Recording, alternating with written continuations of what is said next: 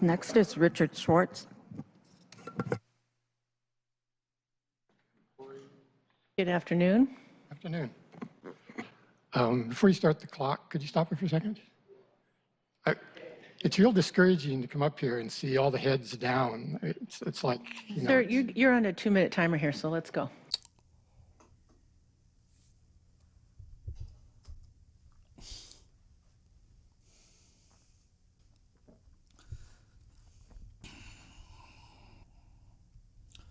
Okay, let's keep playing. No, I need a moment.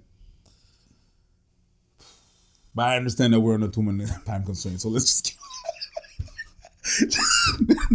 Sir, you're on a 2-minute timer here, so let's go.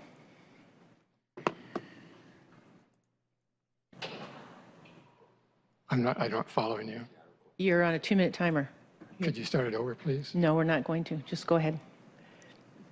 So it was unreasonable for you to ask that people look up and give me their attention? Sir, you have 2 minutes. We're all looking at you. You have 2 minutes. Now you have 1 minute and 30 seconds. Okay, well, I guess I won't be able to say it. Last week, you limited, this kind of goes to the heart of what I was going to talk about, which was the state of our democracy. Last week, you limited speakers because of the number of speakers to 1 minute each, but you allowed Pamela Jayapal to speak as long as she wanted to. It was 4 or 5 minutes. And it reminded me of George Orwell's famous saying from Animal Farm about how all animals are equal, but some animals are more equal than others. Mm-hmm. And that's how I feel like I'm being treated now, just because I was kind of asking for your attention. Like, I noticed you all were very attentive to Ms. Jayapal last week. And I just wanted to ask for your attention before I started. And I immediately got a hostile response back from you. I don't understand that. So you don't ever respond to citizens, or what's? I do, sir, but you have 2 minutes for public comment to the agenda items.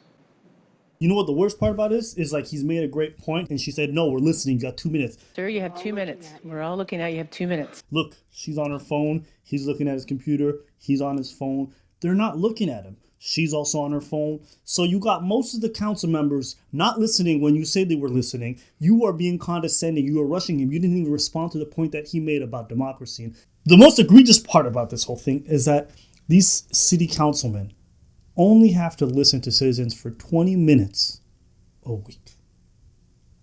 And during those 20 minutes, a few of them are selected to come up and ask questions, and they have to respond. And they only have to do that for 20 minutes. And for the 2 minutes that this man was up there, this taxpayer, they couldn't spend one iota of their energy into actually actively listening. And it makes me angry, because these are people who've invested in this tax system for a long time, who pay their salaries, right?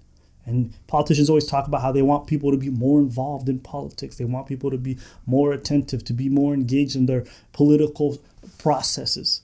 But then what we see is apathy from the people who are elected by us. Why would I want to invest time in a system that doesn't want to invest in me? And to show this to some of the people who've spent the most amount of their lives paying taxes towards your salaries, to me is so disrespectful.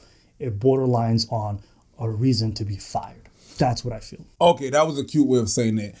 You a bitch.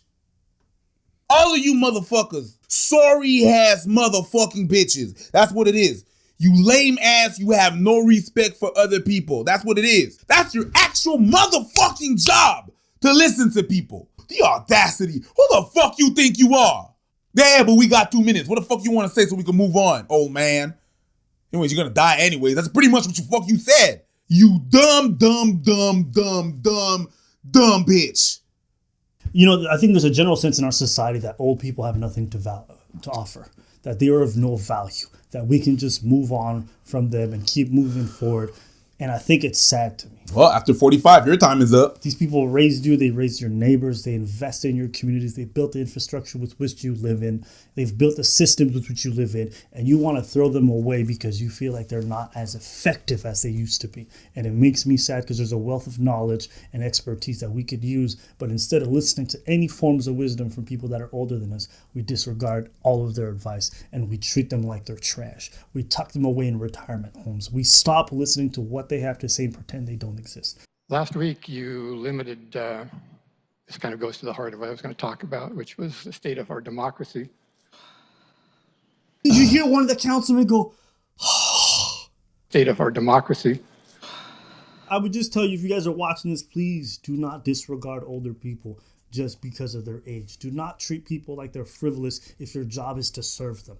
That is what you opted to sign in to do. You sat at that table voluntarily. Nobody forced you. You ran your campaign. You were elected by those same people that you claim to represent. So you better fucking listen to them when all we asked you to do is to listen to citizens for 20 minutes a week. This is why I am disenchanted with voting. It feels like every time I'm forced to vote, it's always between the lesser of two evils. It's like, does this person suck or does this person suck a little less? It's never like, oh, this person's great. This person has values and morals that I really, truly believe in. And that's what makes me disenchanted with this whole process. And so I look at our parliament, it's the same thing. I look at US election, it looks like the same thing. So I just tune it all out. That's it for today's video. Tell us what you guys think. Did you guys feel some type of way? Wow. Yeah. Wow. That's it. Peace. That's a dumb bitch. Wow, that's a dumb bitch. That's a dumb bitch. That's a dumb bitch. That's a